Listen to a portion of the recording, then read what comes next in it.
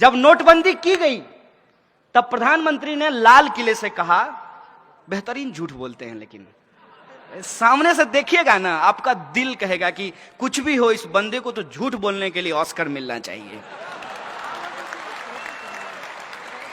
Mic पे खड़ा होकर के उन्होंने कहा कि नोटबंदी के बाद 3 लाख करोड़ रुपया काला धन वापस आया है।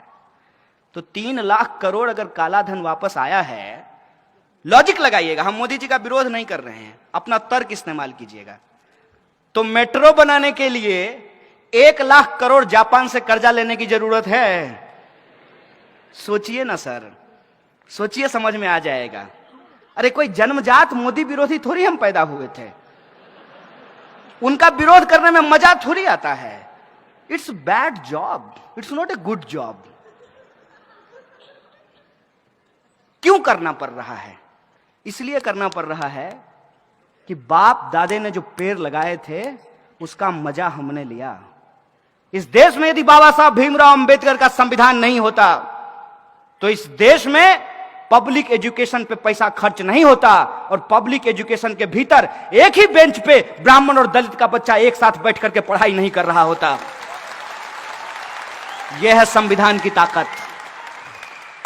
यह संविधान किसी एक जाति, किसी एक धर्म के लिए नहीं है, यह संविधान इस देश के लिए है, और देश देश के लोगों से बनता है तो लोगों के हक और अधिकार के लिए है, न्याय और बराबरी के लिए है।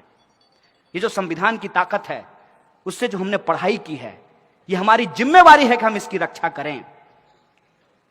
उसी प्रोसेस में आप ये देखिए कि 1 लाख करोड़ रुपया कर्जा ये ले लिए हैं। नारा क्या लगा रहे हैं? Made in India. वाह गुरुजी, कहते हैं मेड इन इंडिया। नागपुर में मेट्रो बन रहा है, कंपनी का नाम पढ़े हैं? कहां की कंपनी है? चाइना की है। आप सब लोग देशद्रोही हैं। कहां की कंपनी है?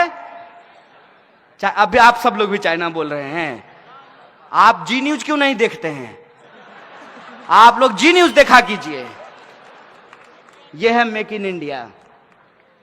क्या इस देश की किसी कंपनी के पास इतना स्किल नहीं था क्या? क्योंकि एक नारा है ना, स्किल इंडिया। तो क्या इस इंडिया में इतना स्किल नहीं था कि नागपुर का मेट्रो वो बना सके? नहीं था इनके हिसाब से, क्योंकि ये स्किल इंडिया नहीं है, इसका एस साइलेंट है, यह है एक्चुअली किल इंडिया।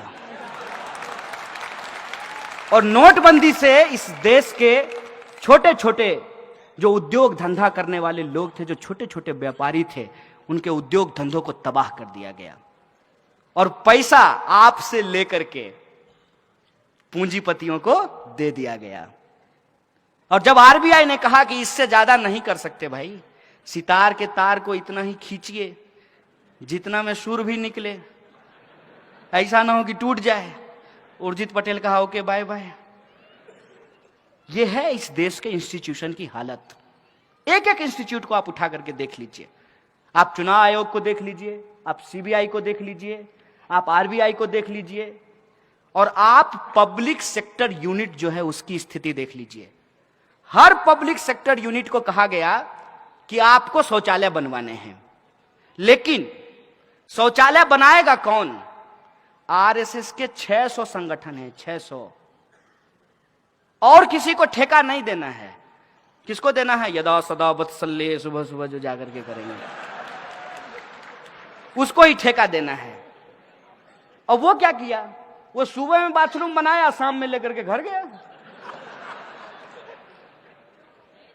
हम तो अब पूछना बंद कर दिए हैं कि 15 लाख हमारे खाते में आया कि नहीं आया। हम तो सिर्फ ये सरकार से जानना चाहते हैं कि जो बाथरूम आपने बनवाया उसमें पानी आता है कि नहीं आता है। जब लोगों को जोर से आ जाए तो पानी मिलेगा कि नहीं मिलेगा, हम तो ये पूछना चाहते हैं। किसी चीज का कोई हिसाब नहीं है।